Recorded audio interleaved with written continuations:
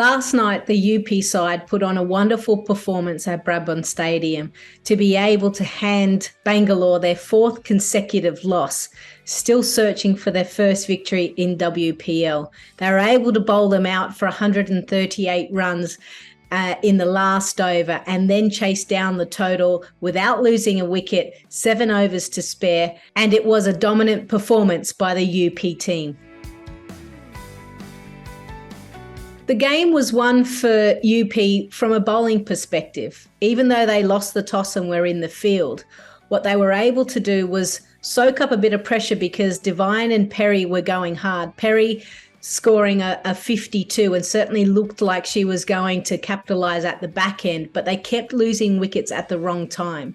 The spinners in Sophie Eccleston and Dipti Sharma were outstanding, and they were able to just pick up the wickets just when the UP side required them. 139 runs in this WPL tournament certainly isn't enough. And the fact that the pitch is starting to take a little bit of turn, still you need to be able to post that 170 odd. So that is where the game was won. When you look at this performance between UP and Bangalore, there are a number of key players that stood out. Firstly, Elise Perry, she scored a half century and looked good, took on the bowlers despite losing wickets at the other end, but she had to go on a little bit bigger. Dipti Sharma picked up 3 wickets and has a knack of being able to bowl a wonderful Yorker when required. Elisa Healy in the chase, 96 runs, unbeaten, 4 shy of being the first player in WPL to score 100. She looked in devastating touch. And then Sophie Eccleston. She has bowled well, but hasn't necessarily picked up a bag full of wickets until last night, 4 for 11. Lesson of the day. I don't know if it's a lesson, but maybe it's just an observation of what has transpired.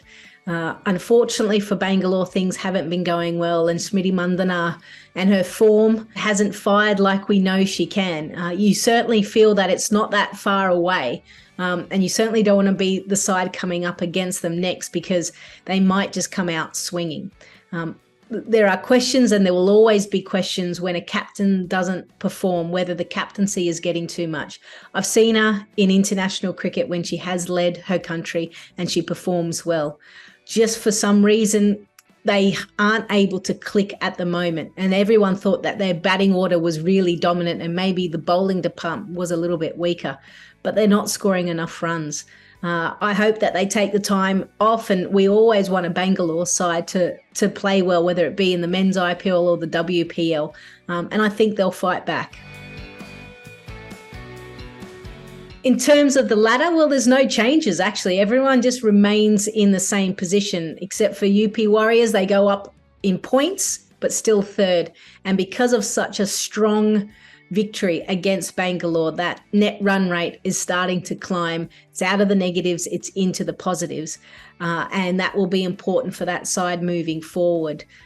Really important now, we're starting to get close to the halfway stage of the tournament. So teams need to be wary of where they are in the ladder and who they've still got to play, because there is still so much on offer. Saturday night, it's Gujarat taking on Delhi. Delhi having lost their last game against Mumbai, Gujarat winning their last game against Bangalore. So one team will be on a high and wanting to take it forward. But a side like Delhi, they had a slip up against Mumbai. I certainly think that they'll come back fighting hard. Players to watch out for from the game of Gujarat and Delhi. I think Gujarat, they'll certainly need something from their bowlers. So look out for their skipper, Sneh Rana. She might step up. And now that the pitches seem to be taking just a little bit of spin, that might bring her into the game a little bit more. As for Delhi, I mean, it's hard not to go past their top order. It's a pretty potent top order when it gets firing. And we saw against Mumbai, if they lose wickets there, then they're probably a little bit vulnerable. But they're the type of players that don't miss out too many times. So look out for Lanning, Shafali Verma to go big.